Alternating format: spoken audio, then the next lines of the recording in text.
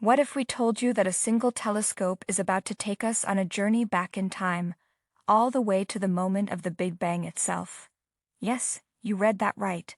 Get ready to witness history being made as the James Webb Space Telescope sets its sights on capturing images of the very first light to ever shine in the universe. This groundbreaking mission is set to unlock some of the universe's most closely guarded secrets and bring us one step closer to understanding the origins of everything we know and see around us. Are you ready for the ride of a lifetime? A massive international effort made in collaboration with the European and Canadian space agencies, the telescope required the work of 20,000 people to build over 20 years. It was launched on an Ariane 5 rocket that delivered it so flawlessly into orbit that the maneuvering fuel saved on board the spacecraft will extend its life to about 25 years, instead of 10. During the first 6 months of operation, the only bumps in the road for JWST have come from micrometeorite strikes.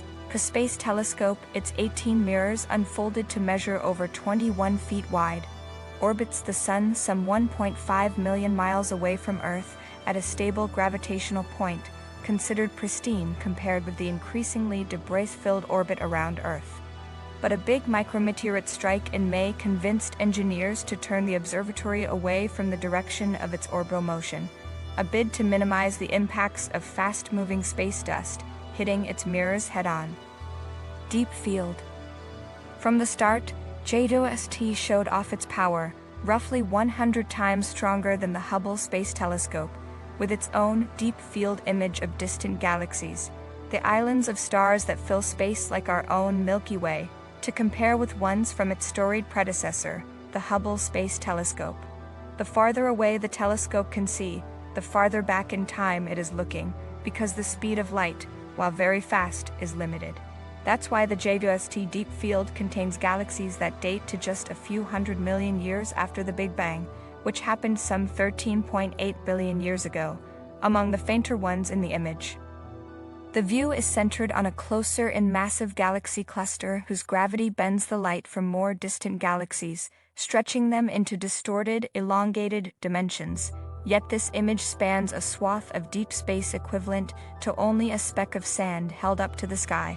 Hubble has produced a series of ever deeper deep field images in the last 3 decades, only to be outdone, as intended, by the JWST. The gravitational lensing of the light from these more distant, distorted galaxies magnifies starlight from even older epochs farther away than just a normal view of the sky would allow, an optical effect predicted by Albert Einstein.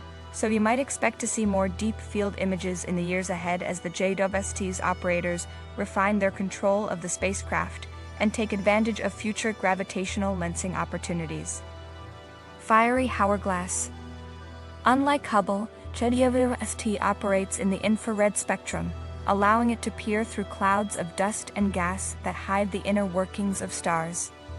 A beautiful example came in the fiery hourglass of the young protostar L1527, only 10,000 years old. A nascent solar system being born can be seen on its side cutting a line across the center of the infant star, which is viewable only as a dark cloud in other wavelengths of light, like the visible spectrum seen by Hubble. Our solar system was born in a similar configuration roughly 4.6 billion years ago, said Pontoppidan, who called the hourglass an early favorite. The image adds to observations suggesting that planets form very early in the lifetime of stars, something that was uncertain only a few decades ago. Every telescope is a time machine in a way. It's not like we are seeing our solar system being born, but here we are seeing one very much like it in its earliest moments. The chief missions of the JWST is to probe the era of the very first stars, ones born soon after the origin of the universe. And in its first months, initial observations of the epoch have served up a puzzle. The first JWST observations of galaxies in existence, some 350 million to 450 million years after the origin of the universe, found they were bigger and brighter than expected, as well as easier to find.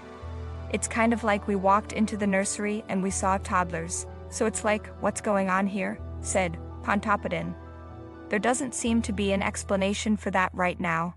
For the early galaxies to be so bright, they must have been born only 100 million years or so after the fading of the Big Bang's afterglow, in a dark age when the universe was mostly filled with clouds of hydrogen gas.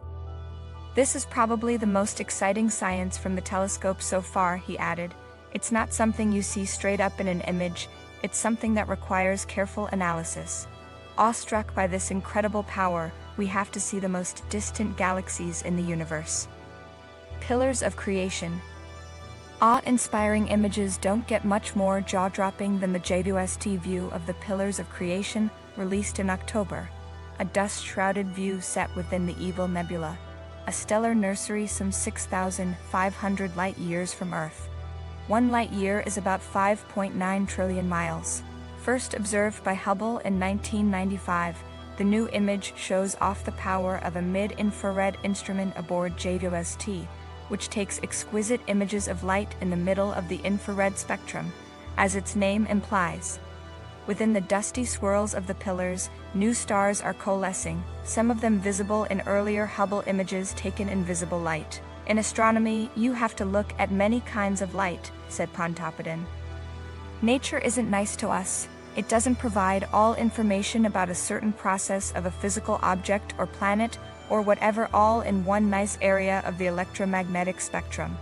We need all kinds of wavelengths, which is why JWST is meant to work in conjunction with other observatories run by NASA and the European Space Agency.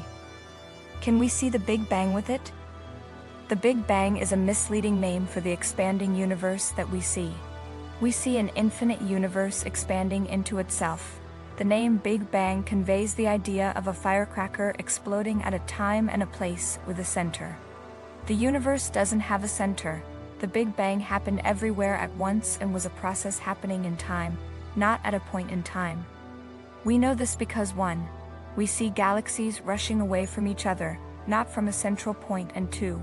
We see the heat that was left over from early times, and that heat uniformly fills the universe. We can see the heat that was there about 380,000 years after the expansion of the universe began 13.8 billion years ago, which is what we refer to as the Big Bang. This heat covers the entire sky and fills the universe. In fact, it still does. We were able to map it with satellites NASA and ESA, built called the Cosmic Background Explorer (COBE), the Wilkinson Microwave Anisotropy Probe (WMAP), and Planck. The universe at this point was extremely smooth, with only tiny ripples in temperature. In conclusion, the James Webb Space Telescope's ability to capture images of the Big Bang is a truly groundbreaking development that has the potential to unlock some of the universe's deepest mysteries. With its ability to see back to the earliest moments of the universe, the JWST could help us better understand the origins of everything we see around us. It may even reveal entirely new phenomena that we have never even imagined. If you found this video informative, kindly subscribe to our channel so you won't miss out on our videos.